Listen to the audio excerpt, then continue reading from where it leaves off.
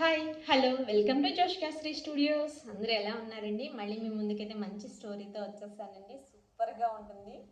ఎందుకంటే మనిషి అనుకుంటా ఉంటాడు, నేనే చాలా తెలివైన వాడిని, నేనే చాలా పర్ఫెక్ట్గా చేయగలను ఏ విషయాన్నన్నా, మనుషుల కన్నా తెలివైన వాళ్ళు ఎవరూ లేరు అనుకుంటూ ఉంటాం కదండి. అనుకుంటూ చాలామంది ఉంటారు. సో మనం కూడా అందులో ఉండొచ్చు.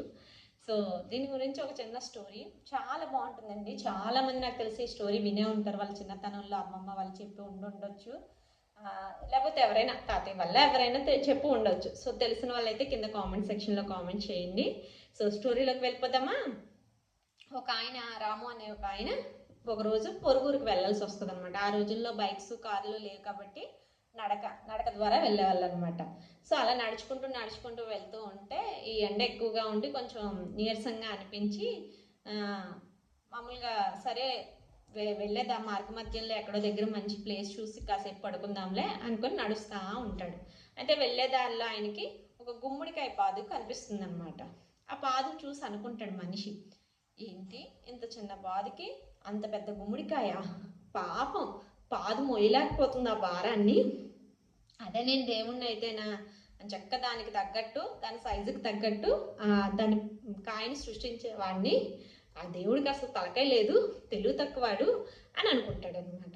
అనుకొని అలా కొంచెం ముందుకి శారీ తీర్చుకోవడానికి ఎక్కడైతే బాగుంటుందని చెప్పేసి నడుచుకుంటూ వెళ్ళగా ఒక మర్రి చెట్టు కనిపిస్తుంది అనమాట. అయితే మర్రి చెట్టు దగ్గర బాగుంది ప్లేస్ అని చెప్పేసి నిద్రపోవడానికి అంత సెట్ చేసుకొని నిద్రపోతూ మామూలుగా అనుకుంటాడు అనమాట. అంత చిన్న పాదికేమో అంత పెద్ద కాయ పెట్టాడు దేవుడు, ఇంత పెద్ద చెట్టు మహావృక్షానికేమో చిన్న చిన్న పళ్ళు పెట్టాడు, అదే నేనైతేనా గుమ్మడికాయని తీసుకొచ్చి మర్రి చెట్టు పళ్ళు తీసుకొచ్చి గుమ్మడికాయకి పెట్టేదాన్ని, అప్పుడు మొయ్యలేనంత భారం ఉండేది కాదు, అది హ్యాపీగా దాని బరువును మోసుకునేది, ఇదే హ్యాపీగా దీని బరువును మోసుకునేది, ఏంటో ఆ దేవుడు అలా చేస్తాడు అనేసి అనుకున్నాడంట. అనుకొని నిద్రలోకి జారుకుంటుంటే సడన్గా పైనుంచి మర్రిపండు ఒకటి తన నెత్తి మీద పడిందంట. అప్పుడు టక్కన లేచి చూస్తే మర్రిపండు పడిందంట. అప్పుడు బలు పెలిగిందంట అతనికి, అమ్మ బాబోయ్ నిజమే దేవుడు చాలా తెలివైనాడు, ఎందుకంటే అదే గుమ్మడికాయ మర్రి చెట్టుకి కాసుంటే నా తల పగిలిపోయేది, మర్రి పండు చిన్నగా ఉంటుంది కాబట్టి అది పైనుంచి పడినా నాకేం జరగలేదు, దేవుడి కన్నా గొప్ప వాళ్ళు ఎవరూ లేరు, అనవసరంగా నేనే అనుకున్నా నేనే గొప్ప అని, నన్ను క్షమించు స్వామి, నాకు అర్థమైంది నీ తెలివేంటో, సో దేనికి కాయాల్సింది దానికే కాయాలి, దేనికి ఎంత ఇవ్వాలో అంత నీకు తెలుసు స్వామి అని చెప్పేసి అక్కడి నుంచి వెళ్ళిపోయాడంట. సో దీన్ని బట్టి మనం తెలుసుకోవాల్సింది ఏంటి, ఎంత చెట్టుకి అంత గాలి అన్నట్టు, దేనికి ఎంత ఉండాలో, ఎవరికి ఏమి ఇవ్వాలో, ఎలా ఉండాలో అన్నీ మనకి భగవంతుడికి తెలుసు అనమాట.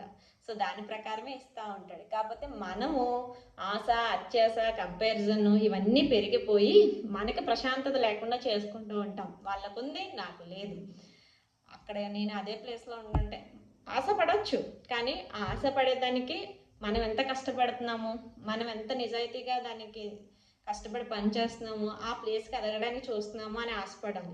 అంతేకాని కూర్చొని గాలిలో మేడలు కట్టేసేసి నేను అంత అయిపోవాలి ఇంత అయిపోవాలంటే దేవుడు నాకు ఇవ్వలేదు నాకు చేయలేదు అంటే జరగదు. మనం కష్టపడి ఆ కష్టాన్ని మనం కష్టపడితే ఖచ్చితంగా ఎంతో కొంత ప్రతిఫలం అయితే లభిస్తుంది, ఆ దేవుడి సహకారం కూడా ఉంటుంది. సో అప్పుడు మనం అనుకోవాలి, కానీ కూర్చొని గాలల్లో మేడలు కట్టేద్దాము అనుకుంటే ఏ పని జరగదండి. సో ఎప్పుడు కూడా ఎవరికి అంత ఇవ్వాలనేది, ఏం చేయాలనేది మనల్ని సృష్టించిన భగవంతుడికి అయితే ఖచ్చితంగా తెలుసు. సో కథ మీకు నచ్చినట్లయితే వీడియోని లైక్ చేయండి, షేర్ చేయండి అండ్ సబ్స్క్రైబ్ చేయండి కొత్తగా చూస్తున్న వాళ్ళు. మళ్ళీ కొత్త కథతో కలుసుకుందాం. Until then bye bye. Thank you all.